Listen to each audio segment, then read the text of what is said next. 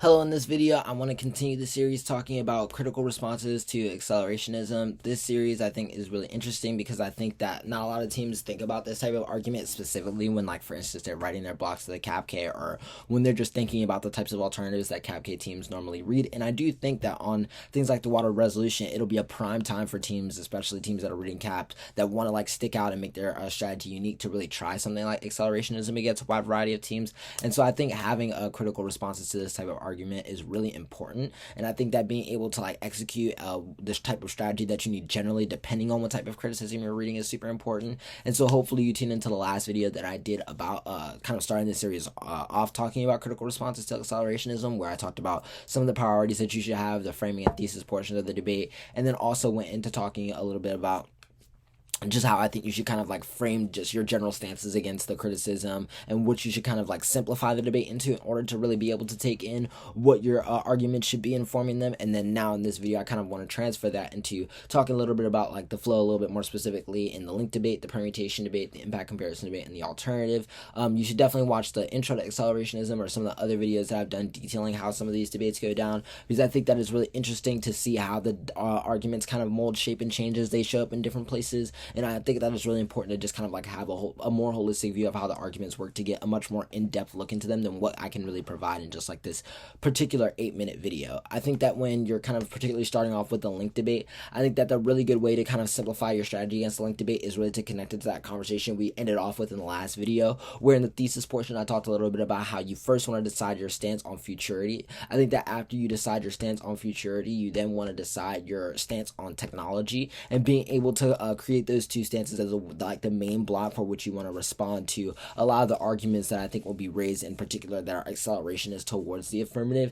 And I think that a lot of the arguments that the affirmative will make, that the negative will make in terms of like praxis or the types of practice that they think the one they see is lacking or like wrong about, I think would be kind of similar to ones that you would answer on the normative CapK. So I really want to focus on like these two portions of what I think the link arguments would entail. I think that if you have an argument that is meant to invest in a particular vision of like futurity that's just different than one that would be used in accelerationism, then I think that the main place that they probably want to compete with you is on the way in which you're thinking about the role of technology and the role of capitalism in that version of futurity. And so I think that you really need to take on the idea of like how you could think about a radical redistribution or change in like technological practice, whether it is like that we need to like abolish all technology that exists in this like status quo, or that like we need to move towards just a radical redistribution of said technology. And I think that there are a lot of ways that you could ground this across various types of historical perspectives, but I also think that it's incredibly important for you to be able to kind of like make sure that you're doing so in such a way that you maybe not like lock out any possibility for the alternative unless you have like really good offense against examples that you know the negative is prone to go for. Because I think that when a lot of negative teams like read a lot of accelerationist alternatives,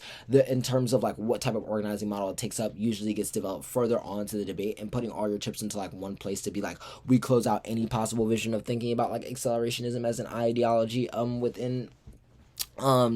the kind of like framing of the affirmative, then I think that you have you kind of basically are putting yourself in a strategic hole where you're not like allowing yourself ample like space to really open up to a lot of like creative link turns, and I think also not allowing yourself really ample room to really make moves on the permutation. Additionally, I think that if you're kind of going a route that's a little bit more pessimistic towards just futurity technology in general, I really think that you just need to make arguments about like just the pure unethicality of the continued existence of like the world or civil society as it exists, and like the maintenance of it moving forward. I think that if you're going to go for this type of link strategy, the one warning that I definitely give is that you need to have a really strong structural criticism of like the pure unethicality of the world as is, because the negative is going to attempt to overwhelm you with a lot of arguments about like how various marginalized communities have specific relationships to things like water crisis, environmental destruction, that I think are really hard to like be back against in terms of trying to win that like we should like either be inactive or move towards a like kind of like only an epistemological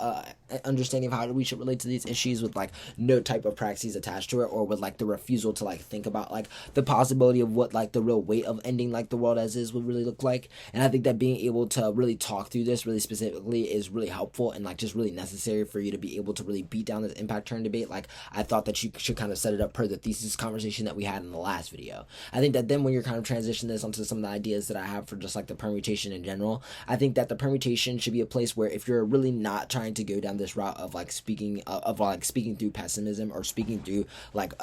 just being pessimistic towards the usage of the future as a whole, then there's a lot of open room for you on the permutation to really make arguments about the possibility of how like futures move in between each other, move at the same time, and just like how time as a concept when you're thinking about futurity should be thought of as like more unstable than maybe the negative is trying to identify in order to create offense against a lot of the arguments that you want to make. I think that if you can push a lot of arguments about like why the futurity should be something that we kind of like leave open to like various different types of like intertwining ideals, etc., that doesn't mean like we don't filter out anything, but that we kind of like take the necessary understanding to know that there is no one singular kind of like time frame that we can fit under as like really important for how you justify a lot of the arguments that you want to make in terms of the permutation. And then like I think that that kind of transition into really fitting a lot of the net benefits for the permutation that you kind of develop later on,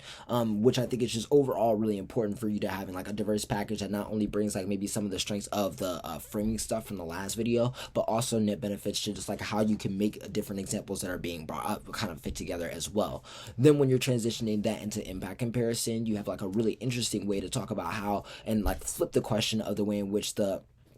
a negative team is really thinking about the question of like magnitude and like the preciseness of how we respond to crises. I think in a world where they're talking about like the scale and magnitude of things like environmental crises, water damage, etc., you have a lot of ways to explain how the kind of like full complexity of the system is really diverse in the way that it affects various types of communities. And so the assumption that there is a one fits all to resolving that issue as something that like doesn't actually diagnose like the problem correctly. And I think situating your offense there is a really important place for you to kind of like get out of the way in which the negative team really wants to impose this impact comparison debate as a choice for the judge to like create one singular idea of like what how they should be voting and resolving their arguments. And that means when you get to the alternative, you can then like be able to like force the onus on the negative to justify the alternative as the only possibility for what the future can look like. And then any type of dissent that you come up with the alternative as the debate goes on is more reasons why at least the future should be open up to more than one option than the alternative option offers, which means that if they're only winning like small trade-off arguments, it probably won't outweigh the arguments that you can make about why the affirmative at least overcomes the type of barriers to like how futurity is imposed or thought about in the status quo,